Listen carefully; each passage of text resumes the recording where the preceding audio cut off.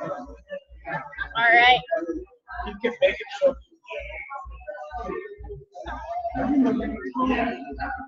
Hey, Reagan. Green. There.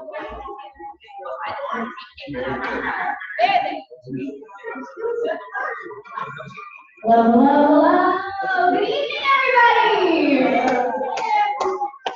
Well, we are so excited to see all of you here on behalf of the Honduras team. We're really excited to share a little bit about what God has done, and it's been an honor being a missions team sent by God River Church. You guys, this is new to all of us, but you guys send us so well. We're grateful for your prayers, your financial support, the donations, just everything you've done for us. So now we get to praise God together and talk a little bit about what He did. For those of you who don't know me, I'm Kate Zimmerman. I got to lead this crew.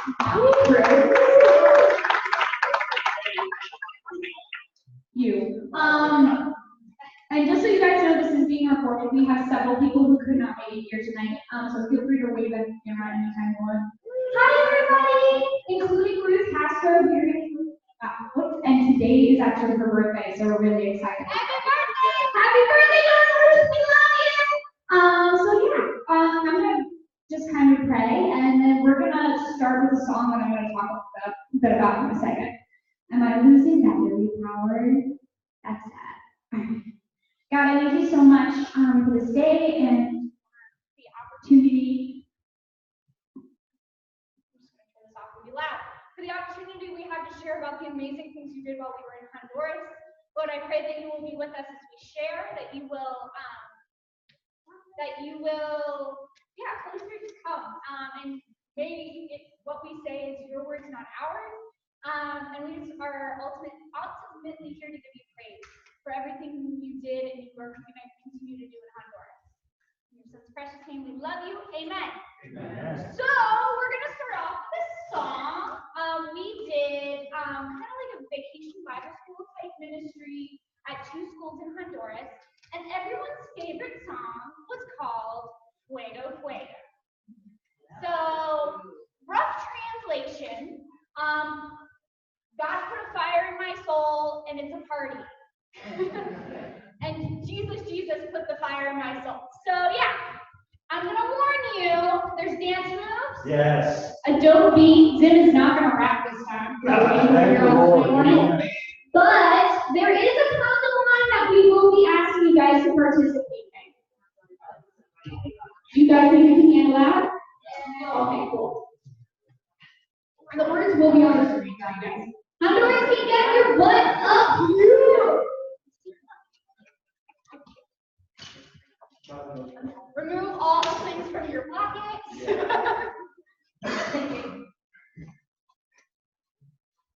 Cue it. Cantemos juntos.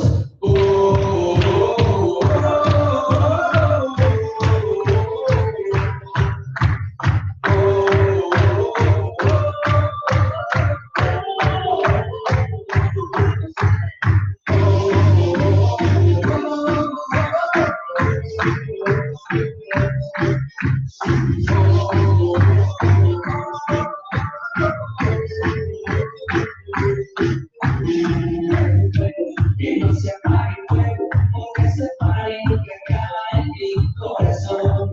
Fuego, fuego, que no se apague el fuego, o que se pare lo que acaba en mi corazón.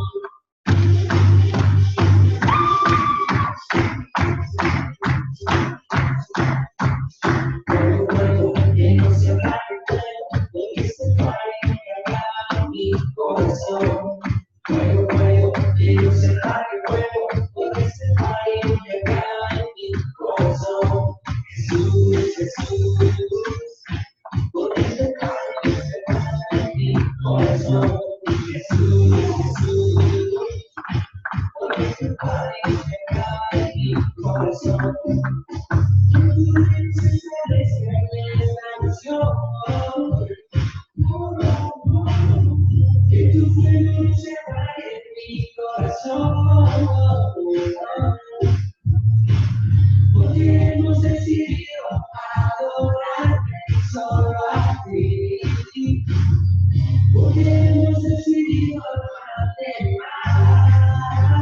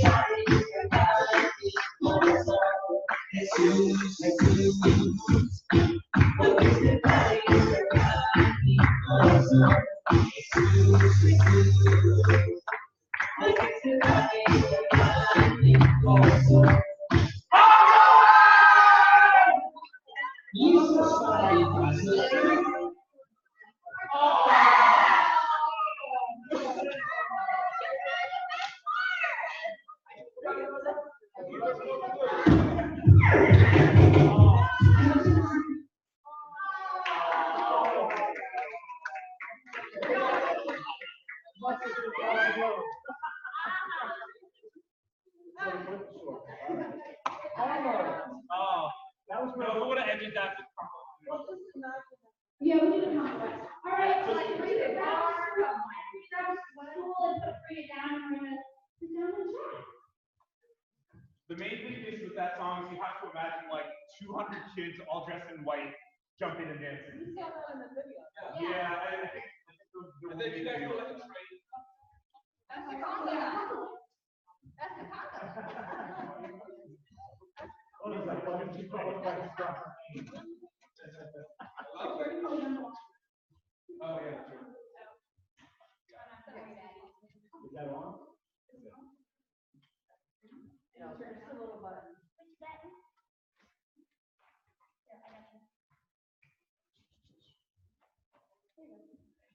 All right, so we're gonna get started. So the goal of tonight is actually for you not to hear too much from me. I'm supposed to be MC and passing off for other people in the team to tell stories. And we have some people who weren't able to make it tonight, so we're gonna show some videos as well of them.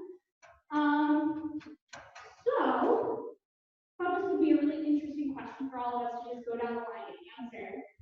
What made you guys want to go on this trip? And I'm not going to go. That was dangerous. So for me, it was two reasons. One, my wife was going, and it's a place that, did I say two? It's probably several, actually. So obviously, my wife is going. My wife also needed a male leader. And for me, it's a place that I know is very special. And I wanted for her, and I wanted to experience it. The other thing is I also did youth with mission, for those of you who are familiar with YWAM. For me, that was a very radical experience that changed my life. And so I wanted to also experience the experience that Kate had that changed her life as well. Yeah, I mean, I also, I also want to do it because I haven't done any short-term missions since YWAM, other than unless you count me going to college as missions, which I personally do. So it was really exciting to go overseas for another time. So it was pretty cool. I got harassed and deleted this trip. Just kidding. I had a heart for Honduras. I started when I was 12 years old, and I kept on asking to go back and eventually be teens. And then we moved to Norwalk, and about a month later, Captain said, walks up to them and I want to lead short-term missions. So yeah, it was always kind of my passion to partner with the churches, which we're going to talk about. Hold the mic down lower, just hold it towards the base of the microphone, right there. There we go. So it was really exciting for me to allow some of our soul players to have the same experience that I did at their age. So I was kind of harassed to go on this trip. No, I'm kidding. Well, what happened was when the trip was first announced, Kate knew this trip was going to be great for me because she knows how much I love kids and how much I love to teach at Honduras Church since I'm one of the teachers. And so she was like, you get to teach kids all day long. This is perfect for you. And plus you get to go to Honduras, which is, I think you guys know where Dad is from. Yeah. So I thought it would be a good practice, but I also really wanted to get to know another culture. And so yeah, I really wanted to spend a lot of time with kids and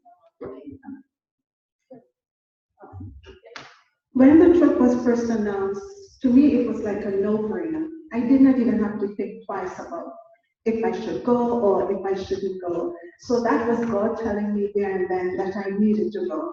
Plus, I work with kids here at North River, and I've worked with kids in Trinidad and Tobago, actually, which is my home. Actually, when I think about it, I've been working with children as a teenager in my father's church, and we did in my father's congregation. And we did go to missions in other Caribbean islands. So in addition to really following and obeying God's call to go, I look at it as an opportunity to exercise faith because we were going somewhere that I had never been to before. So it was not, depending on my own will. I had to go and depend solely on the will of God, and wherever He leads, I will follow.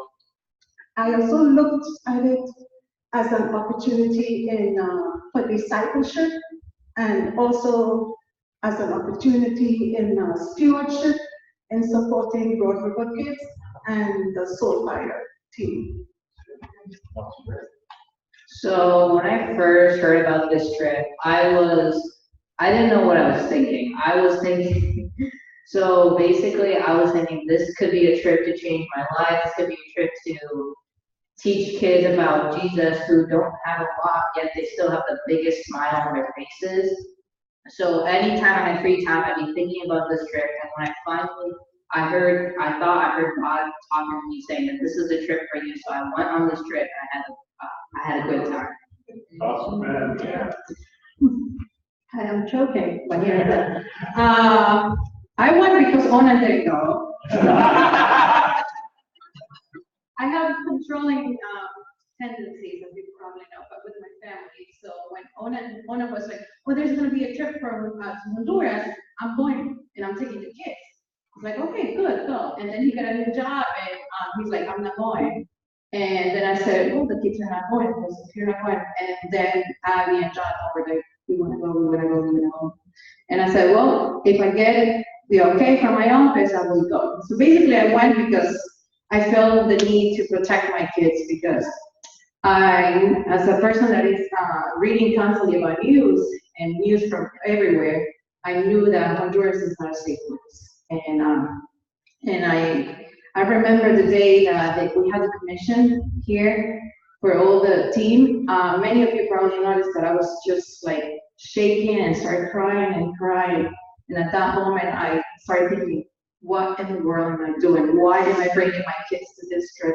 And I just couldn't, shake it off. And I went for that reason, and God changed my heart, meeting after meeting, meeting after meeting. And probably all those meetings were not for you guys, but definitely they were for me, because God needed to work through my heart and show me a different perspective of this trip.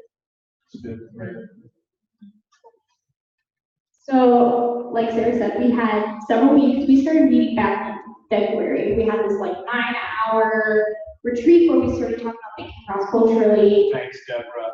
Thank you, Deborah. I was in Deborah's house.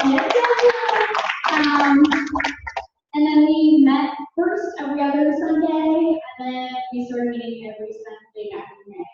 And then occasionally extra meetings if needed. And so basically we talked about working cross-culturally, and we were practicing all of the BBS stuff. And everybody really seemed to enjoy that. We raised our own support, as you guys know. We wrote letters, we sent emails, and all that kind of things, all those kinds of things. God really, I think, permeated us to that experience as well. So now I'm going to talk a little bit about team dynamic. Donna, go ahead. At Relief Maddie. So, one of the first things, be flexible. Okay, and it's not about me, it's about God, it's about other people, it's about our team members, and so I was partnered with Diego to teach the Bible classes. So Diego and I worked together, and so this is a soul fire. This is soul fire. This is all about the youth. So the Bible lesson was divided into several parts. Before we left, Diego and I, together with the rest of the team, had several meetings, and so he pretty much led the show. So he's like, Donna, you do this part, I'll do this part, this part. So yes, I'm like, yes, we'll go along, yes. And so when we got there and we are in our classroom teaching, there might be something that I was designated to do, and Diego's 4 favorite words were, I got this done.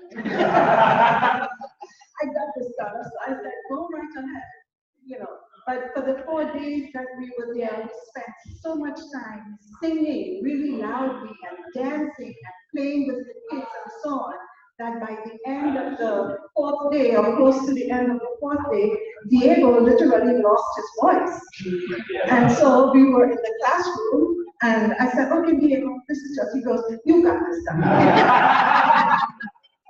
It was great. It was great that team, that dynamics. And as I said, I went there sort of as as a steward to support. So I felt really, really proud and standing back and letting them do what God let them do.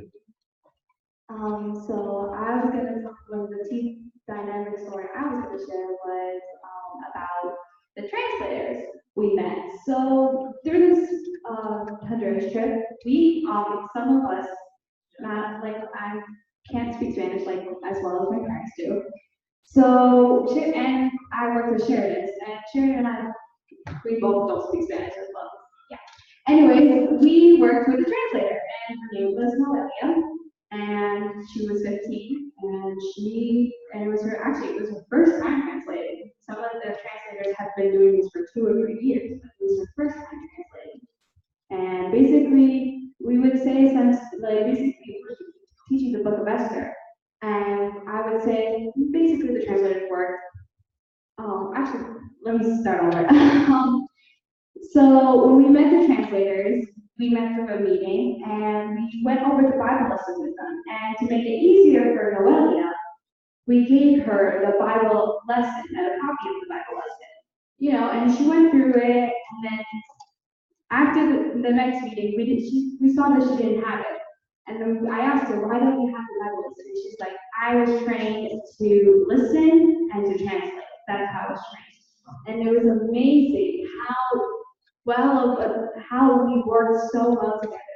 Sheridan, Noelia, and I, and we got along so well. It was literally just 3 best friends just working together as kids. It was so much fun. And while on our breaks, Sheridan, Noelia, and I would be talking, and it was so much fun. Everyone on the team got along so well with translators. The translators were so nice, they were kind, and they loved to talk about God as well, which I found so amazing because I just found so amazing. So literally, it was so much fun to meet new people and see that they were so loving about God, and they were so kind. I don't have any words to express how amazing the experience was to work with the translators. Now, for our first 2 days that we were in country, we worked with Compassion International, and they're a program where you can sponsor children and they provide support to kids. Zim and I actually have a sponsored child, and Zim wanted to share a little bit of the story about ours. Yeah. So, we were very excited. I was very excited. I think probably one of the other reasons why I wanted to go, because I knew that we were going to be able to sponsor or see our sponsor, Compassion Child. Pamela, I think her last name is Torres. Yeah, I think I remember that. But I remember her first name, Pamela. And I also remember, so not in this picture, but in the pictures that Compassion sent, she always had bright pink shoes. Which I thought was pretty cool. So we were very excited, and then Kate talks to Pastor Terry, the leader of the other church we were going with, the church that he grew up in, and he was like, "Oh yeah, you needed to fill out paperwork 3 months ago to be able to see her." I was like, "Well, that sucks." Pretty much, and the thing is because I've been very excited to meet her and prayed about meeting her and all that jazz. So I was like, oh, this sucks. Well, God decided that that also sucked and he was going to do something about it. So we go, those who were not visiting a Compassion Child the first day that we were there, all of them got to go to a water park. So I missed out on going to a water park as well. With my Compassion Child, it's the important part. And we go to this town called 29 in Spanish. 29. Yeah, that one. I also do not speak a little Spanish. It's very hard. And they called it, we learned that they called it 29 because whatever plantation company, I don't know whether it was like Dole or somebody else, that was the plantation number 29. And then they left, and it's definitely a very impoverished community. But there is a compassion church there, there is a compassion school there. And so we had to do probably, first, we did probably the most awkward thing that we did on the trip, which was the church had food that they wanted to hand out to, I believe it was 12 of the neediest families in their community.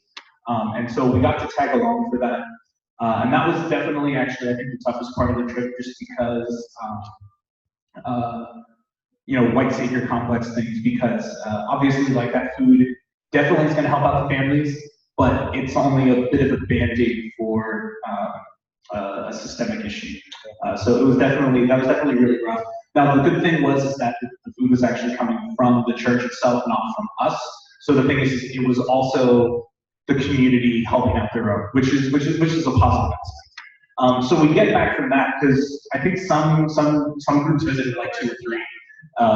My group only visited 1, and we're hanging out in the church and church/school, hanging out in the schoolyard, playing soccer. It's fantastic. And I realized I need to go to the bathroom. So I'm like, okay, donde es el baño? That's about as much as I see. And then I go to the bathroom and I walk by Kate at that time, and Kate's talking to this little girl. And Kate says to me, Sim, doesn't she look like Pamela? And I was like, well, yeah, she's not wearing her pink shoes though. And we asked her, because we knew that her birthday was in a few days, hey, what's your name, Pamela? And what's your, when's your birthday? I don't know. And so I'm like, okay, so I go to the bathroom, because we weren't entirely sure. And then I think, I think I'm blanking on the next detail, because I wasn't there for this, because I was in. I saw someone talking to the little girl, and she was like a mother figure, and I'm like, is this your mom? She's like, yeah. So I go and I run and get a translator, and I'm like, do you know the name of your child's sponsors? And she said, Caitlin. I'm like, nice to meet you. I am your child's sponsor. And so that's a picture of us. Meanwhile, somebody decided to make her quick. And then he runs over and he's like, Zim, it's Pamela. And I was like, yo, Jesus, that's cool. And so we got to meet Pamela and her mom, and that was awesome. And even though we didn't have a gift on us to give her, because all of the other people who were visiting the Compassion Child had gifts, we were actually able to get her a gift after. So it was really awesome, and I'm really thankful for God doing that, because it was something that I asked for. So I think that's just like a testimony of like, yeah, God answers prayer. Okay, so when we were delivering food, we came across this one family, which by the way hasn't eaten in 2 days. So it's kind of sad because I can't go like 3 hours without eating, let alone 2 days. So I was thinking, I can't go eating without 3 hours. How can they go 2 days? So I was so happy to give them food. But we came across this one family who had this little boy named Jair who had dengue, which basically, right, he was in first grade for 2 years. And this place didn't have the program and the equipment to help him. So instead of the teacher helping him and like trying to help him like read and write, they kicked him out. They kicked him out of the school. So basically, they were alone for a while. But the local church that worked there started to help Jair, and they were working so hard that now he knows how to write his name, he now knows how to read a little bit, and the church just keeps on helping him so they can teach him like mathematics, they can help him write better, and read better. So I think it's so nice that the church is doing this for him, and of course I was so happy to give them food for them not eating for 2 days. So like I said, we then spent a couple days at 2 different schools. So the first school we partnered with this bigger church in Pennsylvania that I grew up in.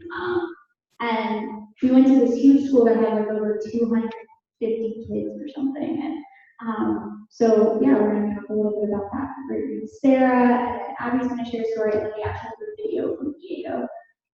So when we went to the first school, it was the first time that we actually were going to experience and actually do what we're trained for. But at the moment, I think our hearts were pumping so hard that we didn't know what to expect. But the welcoming, and probably many of you have seen the video of that big entrance. It was like they were welcoming celebrities or like politicians or whatever it was.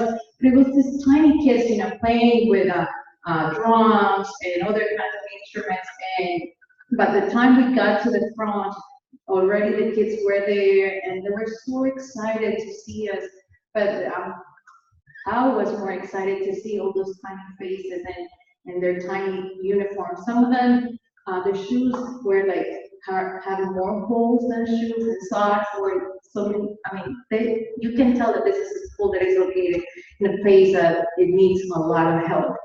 And even in that condition, those kids welcome you in such a way that when they hug you, when they look at you, they disarm you. You feel their love, you feel their honesty, you feel, that they are truly happy to see you there. And you just have to give it all there, because if they're happy to see you, I mean, what can we do but give them love and teach them about the love of God? Because when you don't have food in your home, when you don't have, material things at home, sometimes you feel like, I'm not worth it. God doesn't love me. Why does He have me living this way? But even like that, these kids, they have hope, and we cannot give up on them. If they don't give up, can we give up? And this is the thing that I remember walking there, and I get very emotional. I still can't shake it up, all the memories, all the faces, and oh, look at that, that's a picture. And they did it in such a beautiful way. I mean, you love them from the moment that they say, oh no. And then from then on, it's just amazing. So my story starts first day of the first school, and basically, as we're walking in, this little girl comes up to me and she says, "Hola," and just like my mom says, you fall in love with every time you say "Hola." And she had this big smile on her face, and I go, "What's your number? What's your name?" And her name was Genesis. And I still remember that moment because she had the biggest smile. She was so cute. She just held my hand, and she walked me to this the area, the stage where we were singing all the songs and stuff like that. She's right there next to me. I'm the one. She's the one. She has her hand on her shoulder. That's her, Missy's.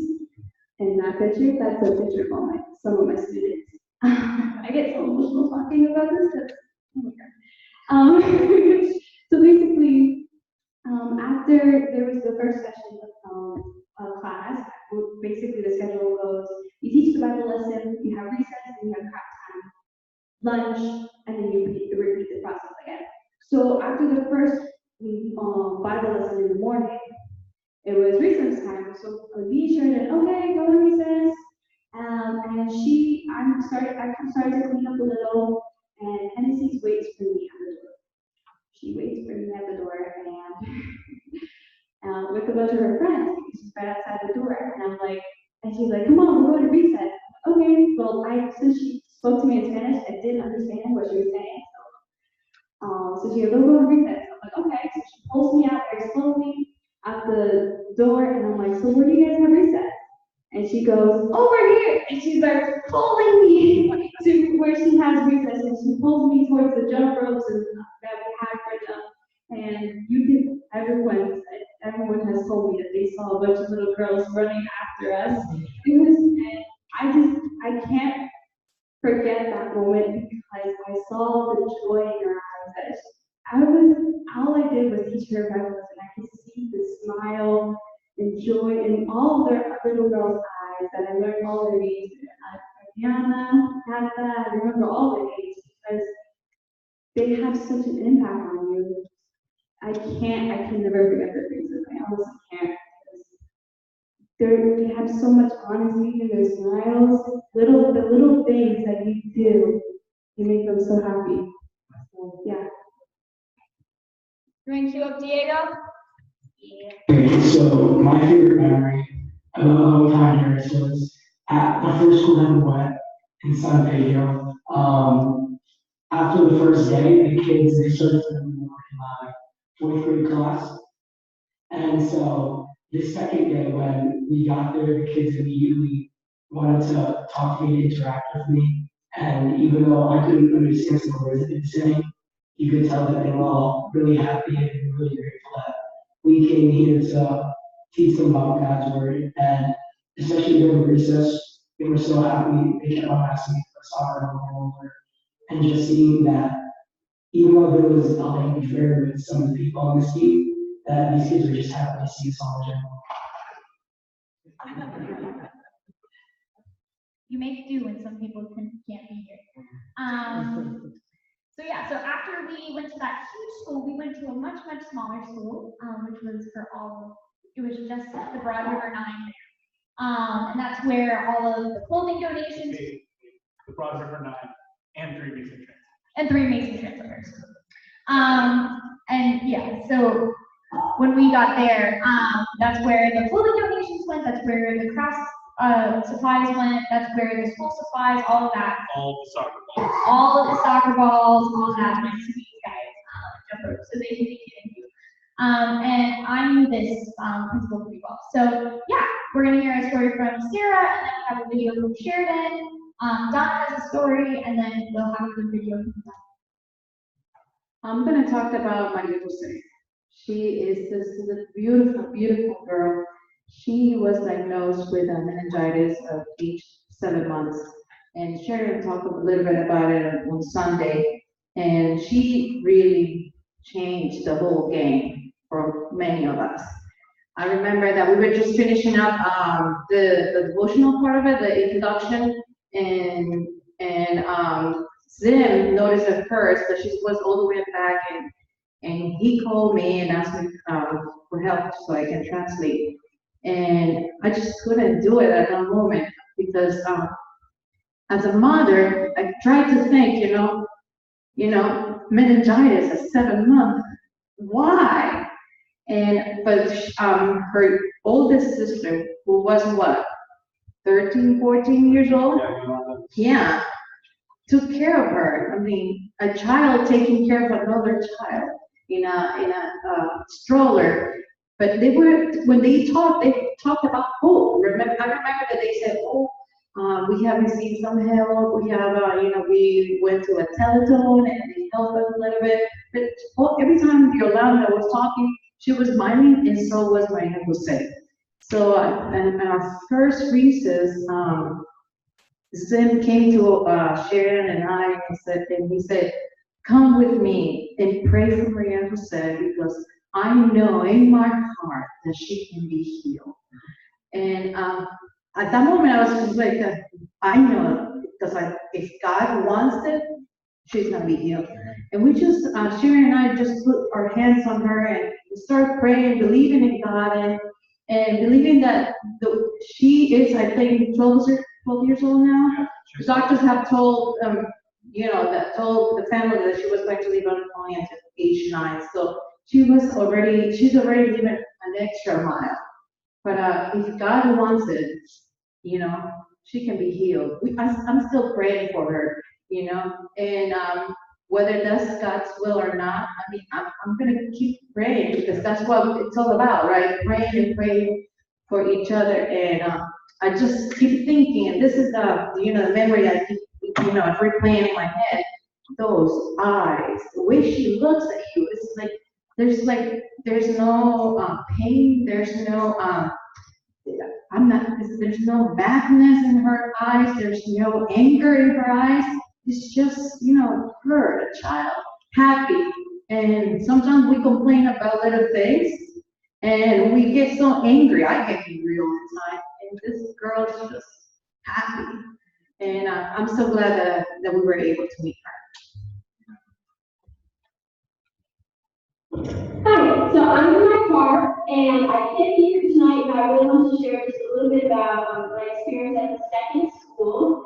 So at both of the schools, they prepared food for us every single day. They give us snacks and lunch. Which I was so happy because I love eating food. I think it's great. So at the second school, they gave us 2 snacks a day, I believe, and full lunch.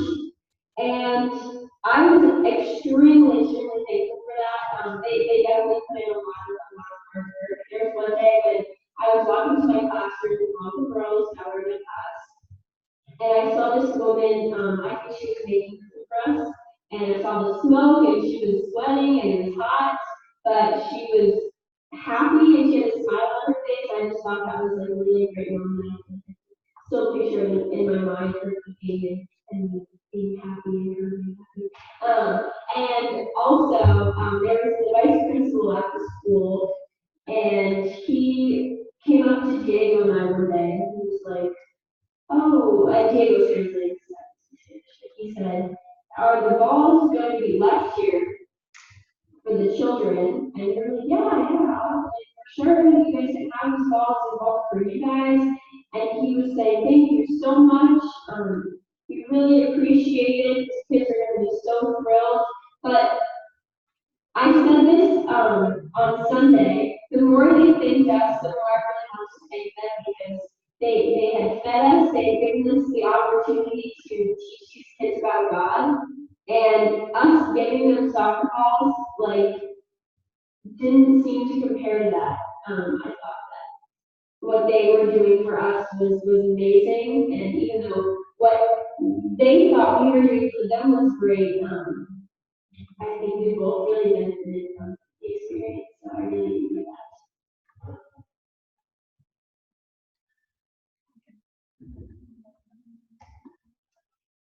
So I'm going to share about our Bible lesson.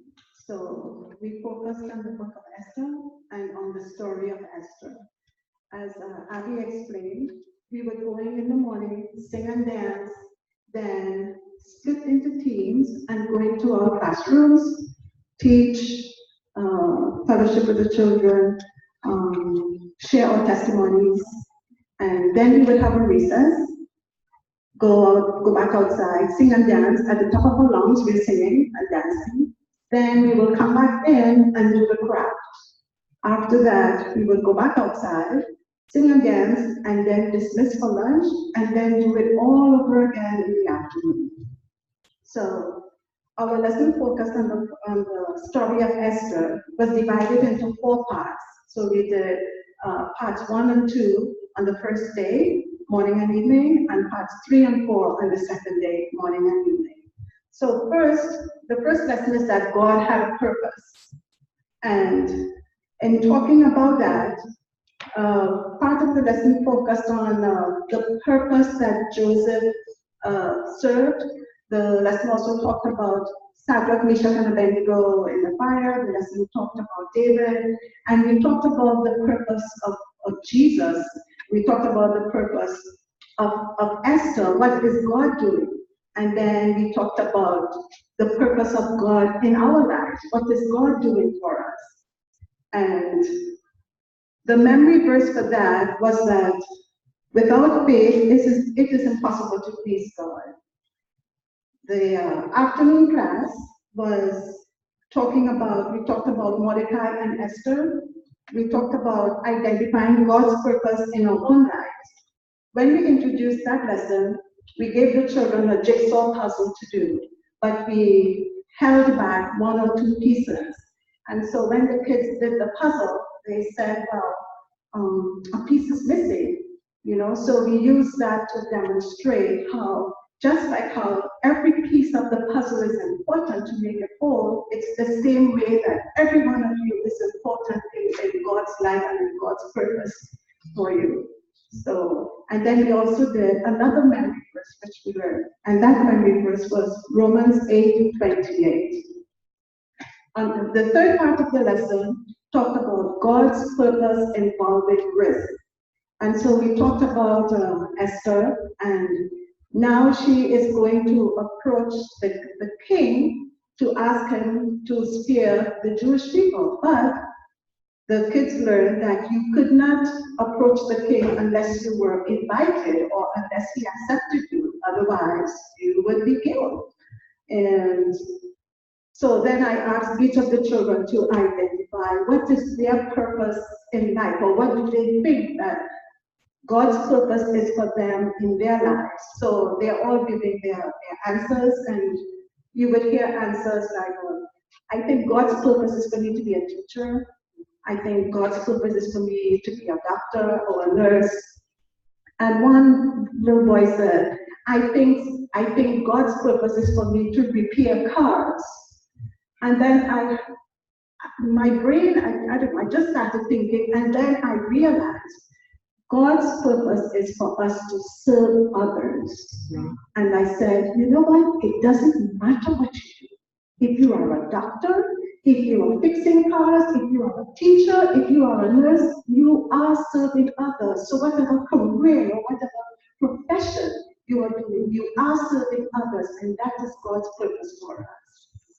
And the last part of the lesson focused on God's purpose being greater than who we are.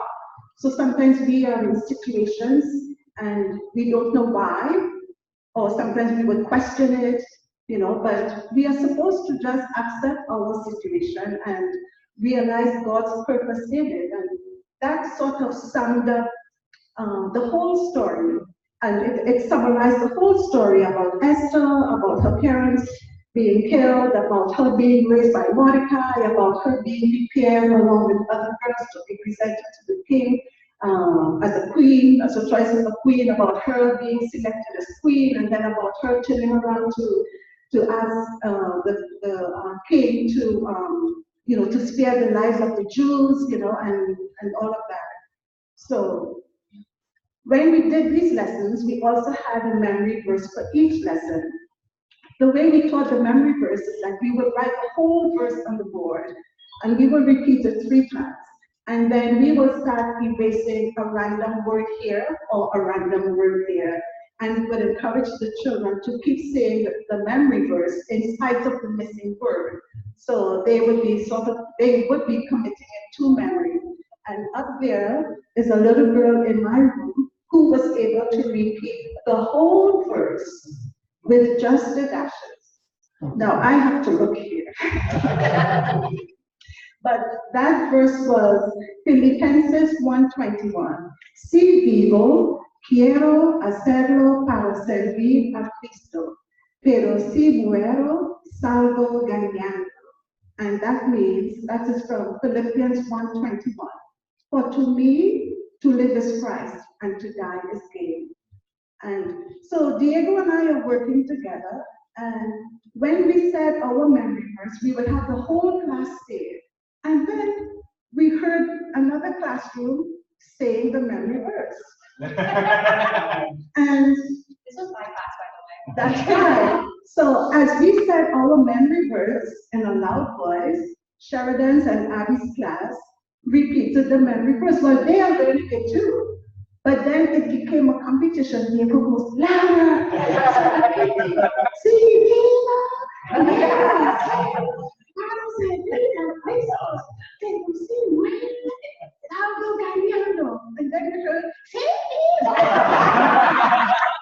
I am so mad I didn't get video of reading this part. Because when the classes are set up, it's like in script ball. And so, like, you just go down the line, they're all screaming this Bible verse, which is all about how And you can tell that the kids were like really into it. Like they were some of my kids, I was teaching sixth graders at the time. They were literally coming up to the wall. And I thought it was so cute and so funny how they were learning the verse, but they were really good. yes. And because after the competition, at least in my class, after the competition, we would have all the kids come up that knew the verse, use the rendition. Yes, yes, and I think afterwards there was a question of which classroom won. I saw the scene afterwards. We had a different, we had a different record for at least the Africans. Yes, I'm all done. Miguel? So, probably the best thing about the best memory I have of Honduras is probably Wednesday and Thursday. Wednesday was actually the start of when we were teaching Sarah school, and that's when we were teaching, well, me and Zane were going to teach the 7th and 9th graders, which in their school system is middle school. And so that first day, Wednesday, they weren't really dancing or singing, they were just kind of chilling on the wall like that, not really doing much. And Thursday was actually really surprising to see them when we had to say fuego, fuego 3 times at the end. It just blew my mind that even then, they would jump up, jumping, singing, dancing, and it was just amazing. So Diego felt inspired by all of the events to make a short video, kind of summarizing it. So we're going to show you that now.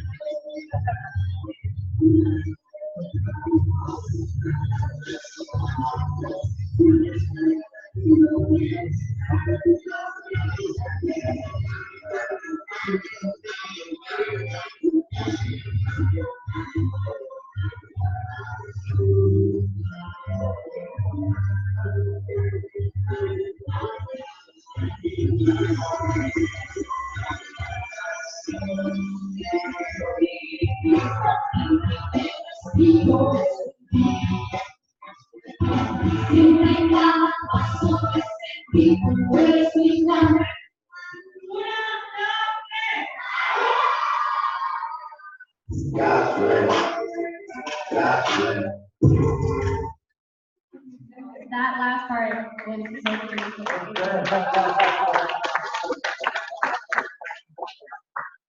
So we just had this amazing experience of going. We're like I said, we're so grateful for you guys to send us and everything. So now we're kind of sitting with this. Now what? And Sarah wanted to share a little bit, and I'm going to share it as well. Well, now what? That's a great question. I can tell you this. These kids, all those 5 kids that you see in there, they gave their all. Each day, they woke up super early, got ready without anyone going knocking on the doors and saying, you have to do this, you have to do that. They were ready to work and they never complained. They were willing to go the extra mile. They would, like Sharon mentioned in one of the videos, they would have snacks for us, lunch for us. We will just grab anything we can right there and go out and spend time with the kids and talk to them and play with them. And by the end of the day, they were dead tired. They were dragging their feet, but then they knew that we have to eat dinner, shower, get ready for the next meeting, and prepare for the next day. That was every single day. And then you repeat it over and over and over again. These kids, I'm so proud of church. You should be proud of them because you sent 5 kids to Honduras that were able and willing to work for Christ. They were really kids. At one point I saw Jonathan on the ground this is on the very last day. And he was like, I can't move my legs. And then I saw Sharon like about to pass out. We were like, oh my gosh, she was pale and everywhere. And kids still wanted to hug her and say, bye, adios, adios. And Sharon was like, oh, yeah. But this is what I'm saying. These kids were not afraid to give it all. And if you ask them, I think all of them, they said, I want to go back because this is how amazing it was, you know. And I'm a little bit jealous because they were able to experience this at this young age. You know, I'm 42 and this is the first time that I experienced missions. And these kids, you know, were able to go down there in a different language, you know, in different culture, and they were able to blend and bring some joy and preach the word of God, the gospel. I mean, you cannot take that away. Let me tell you, just to circle, you know, finish my circle. You know those feelings that I have that, you know, kids are going to, if we're going to a hard country, it's going to be unsafe.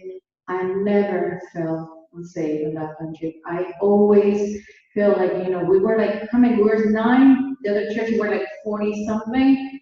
46. 46. And there's like 20 translators. 20 translator. We're talking about a massive team. And, Massive bunch of gringos. oh, bunch of gringos, sweaty gringos. And I never felt unsafe. It was perfectly fine. And if you parents are thinking about sending your kids next year, if we're going next year, don't worry about it because they're going to be okay.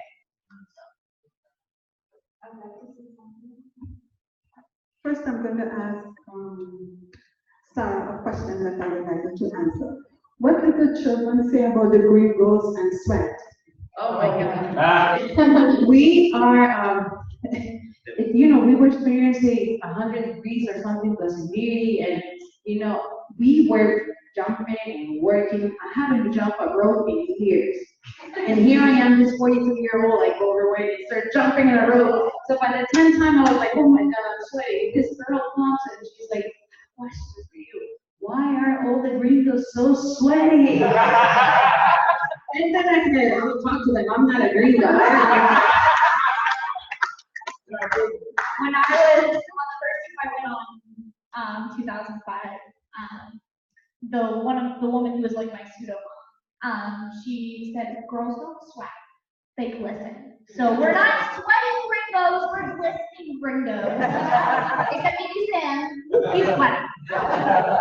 Well, and actually, so the other thing is It's on. small minor note. We wore something like this for this trip. It is dry fit. The pit smell at the end of the day, definitely, but it's pretty nice. On Kate's first trip, they wore this polo. It's heavy. I don't think Terry then did like a regular cotton T-shirt, and then I think the year after they switched to the dry fit. So the thing is yeah, not on that first trip that they went on, man, it was not just sweaty gringos, but like sopping wet gringos. I'm gonna keep getting sick from the smell of his own shirt. Yeah, it's pretty crazy. Can't watch. Well, so yeah, try that. Thank you, Jesus. Also, on our last day, they realized that we were leaving, we are saying bye, we are saying adios, and you have children who are crying, coming, just hugging you randomly, hugging you. So Abby and Sheridan, they had their followers, Sarah had her followers, and I had a little girl, I think it was the one who strolled her sister, came and she hugged me. And they're also asking, are you coming back? Are you coming back? And Pastor Terry, who is the leader of the Pennsylvania team, you know, every night we would have meetings and, you know, he had done this many times, so he said, be careful how you answer. Because if you say, yes, I am coming back, they will not forget. So, you know, that's what's kind of tough. So Kevin, are we going back? We're doing it really quick, like 60 seconds. Give me a minute or two. You got it. All right. So, and then we have a video from Sheridan. Hi, so I think something that Kate emphasized quite a bit, before, during, and after the trip was that there's going to be a next step to the trip. It's not over, and it's not a box you can check off. She said it's not a box you check off. Oh, I went on a mission trip. I went to Honduras, and now I'm all good, and I'm perfect. It's not like that. And I think there's growing for each individual person. For me, I really feel called to continue with mission trips, and I think I'm going to try and explore my opportunities in college, what my options are in college as it relates to missions. I'm definitely interested in going on more mission trips, and it's not, maybe it's not for everyone, and maybe there are different ways of continuing this process, but it's not over, and I think we're all thinking about what the next step is for us. And So yeah. So that's some of the now what. I have a little bit of time for questions. So Do you want me to? I can run. You have this panel of experts up here about Honduras trips, and we covered a lot of information. If you have questions, just raise your hand, and I will be able to run over with my microphone and have people who will be able to answer. Any questions? These are being recorded. Please keep them appropriate. For any one of you can answer, what do you think was the hardest thing for you going over there and whatever you had to do? Okay, there were a couple hardest things. So one was saying goodbye to all the kids, definitely. Definitely, that was really hard to see, and like it's so hard because out of all of them, you want to say goodbye to all of them. There's too many that you have to choose, and it's so hard. Another thing I found really hard is like Donna said, you can't say I'm coming back and you don't come back, because Pastor Terry was saying that if you don't come back, they'll be like, where is he or where is she? And this is didn't come, they'll be very devastated. They won't come. And the third hardest part was waking up at 6 o'clock every morning. Like it was just so you know, there was a 2-hour time difference, guys. So it was more like our time. It was 6 o'clock. the hardest part for me was probably the rural property that we were exposed to at Village 29. It was kind of hard to see that. Because you hear about it in the news, but seeing it with your own eyes, totally different experience. But I don't know. I guess I don't know if you could say adjustment or something, but I do have that culture shock, as Kate called it. So yeah, that was probably the hardest part of that trip for me. Any other questions? I'm intrigued with Jonathan. I think that one of the things that excites me about this trip was the idea of middle schoolers going, because that's something that I had thought about before from a mission standpoint, a new idea when Kate presented this to me. And so maybe Jonathan, but even maybe a parent of a middle schooler. It's obviously it was appropriate. Jonathan has responded awesome to it, but you would recommend it. I guess the question would be for Sarah. You'd recommend it for the younger kids as well. Definitely. I mean, Jonathan, believe it or not, wasn't the youngest one in that trip because there were kids as young as 10 years old without any parents, and they did the work and they did it so well. If you're thinking, oh, my kid depends so much on me to do everything, you know? Let them go. It's gonna be totally okay. They can do it. Are you gonna let us go next year or by ourselves? Now I wanna go, but No, your dad's not gonna let you go, Yeah. right? So, not because he doesn't trust you, but because he wants to jump. Yeah. No, that is actually. I just want to add that Pastor Terry had very young kids ministering to us every morning. Every morning we would have a meeting and then we would go into breakfast. So the whole team, the 49 plus 9, however many, would meet in this room and we would have meetings and worship, sing, read the Bible, share something from the day before, what God showed us, something new, something that we had learned. And then he just kept calling on these young children. How old were they? as fifth graders. Yeah, some of them are as young as fifth grade. Yeah. Yeah. And they would be prepared to minister with their Bible verse and their lesson and their interpretation of the lesson, and it was really, really amazing to see. Actually, at that meeting, no adult really ministered at those meetings, just the young children. Yeah. Yeah, I would like to reemphasize, if your kid goes, you don't necessarily have to. And in fact, depending on the kid's personality, you not going will actually be really, really, really beneficial. And even push them even more. Not to say that you shouldn't necessarily go if you're concerned, or you shouldn't necessarily go if you're just like, I want to go experience this with my kids. I'm not saying that, but I am saying putting your child's safety and security in somebody else's hands and them having to learn some things on their own is really, really, really good. I saw it in our team. I saw it in also the adventure team, and yeah. So that's just another comment about that. Yeah, so it's like, it's not that bad. I mean, like Zim said, right? Like, you can go, but if you're concerned with your child's safety, it's like my mom said, we never felt like unsafe. We were so safe. We always had a positive attitude when we came. We never felt unsafe. We always had these people that were so nice to us. Never have we felt like scared or like threatened before? No, we were always so safe. And as a team leader, this team was weird for a couple reasons. First of all, this is much smaller than what I'm used to leading. I've led 2 teams prior, and I had teams as large as 23. So praying for that for next year. And for those of you who feel that God's calling you, talk to me. And also, this team was weird because I'm used to taking only 5th and 6th graders. So the fact I love my high schoolers and we do amazing fabulous. This was a great team. But I'm used to the younger kids, and they do great.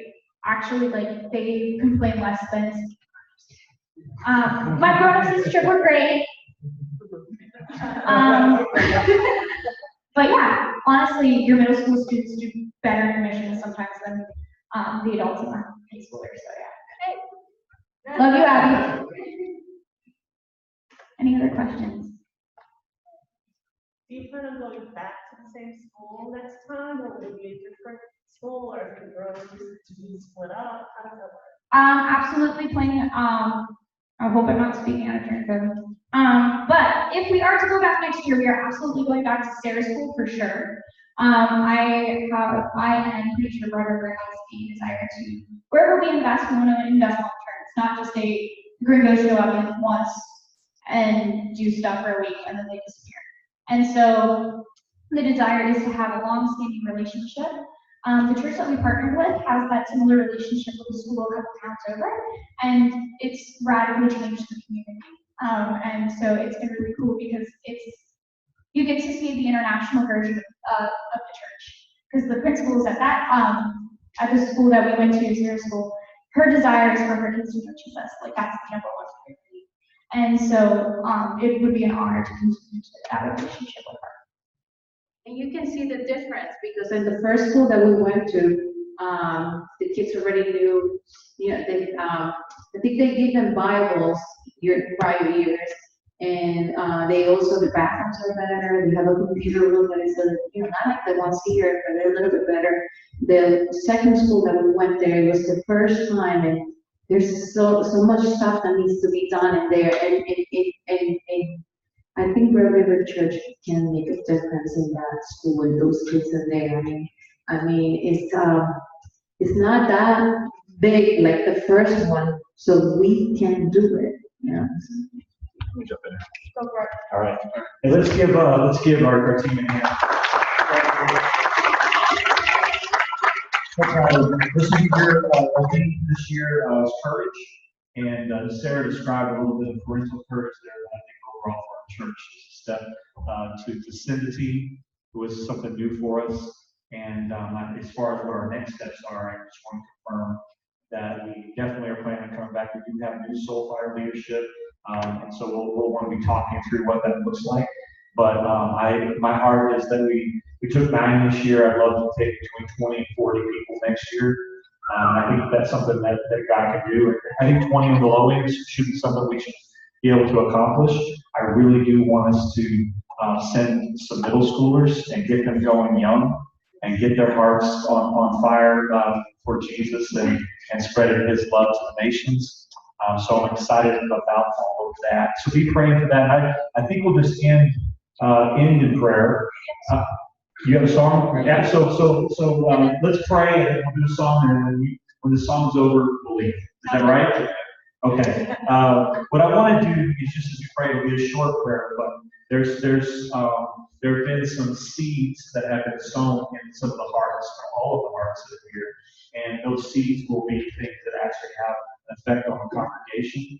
But I want to first of all pray that those seeds that have been sown in each of these individual hearts. I know Sharon has mentioned what an impact it's had Abby and Jonathan and our adults as well, that God will just bring those to full fruition, that they'll just really come alive. So would you just do this right now? Just extend your hands towards over here, and we are in our hearts also extending our hands towards Sharon and Miguel and Lord out here as well. Lord Jesus, we are so grateful for this experience.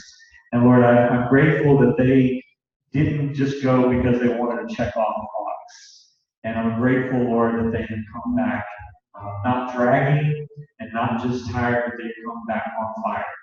And Lord Jesus, I pray that every seed that has been sown would take root in good ground, and Jesus, that it would be raised up into a mighty tree, Lord, that's been flourished by your Spirit and grown by your Spirit. And I pray, Jesus, that everything that you have for us to accomplish in Honduras, that it happens. And if that particular city and that particular school, which we're feeling right now, is the place where you're calling us to, that you would call us there long term. We would have a long-term effect, not just by dipping in once a year and bringing some stuff with us, but by doing everything we can to invest in the community of God in that area.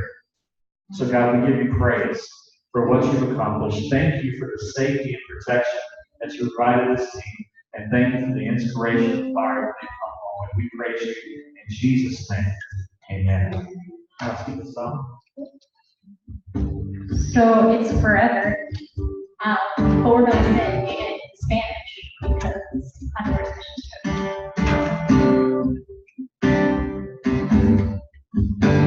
Can we have the lyrics up?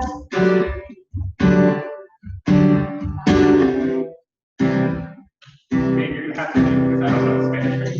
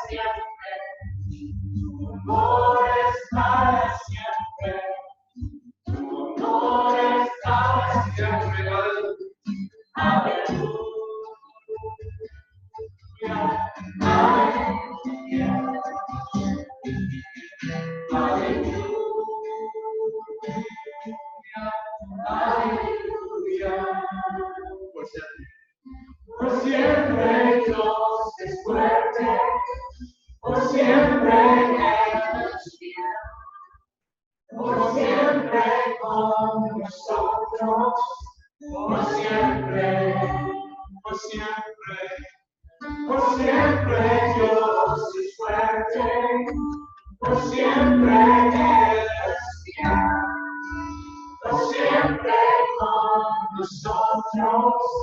Por siempre, por siempre, por siempre.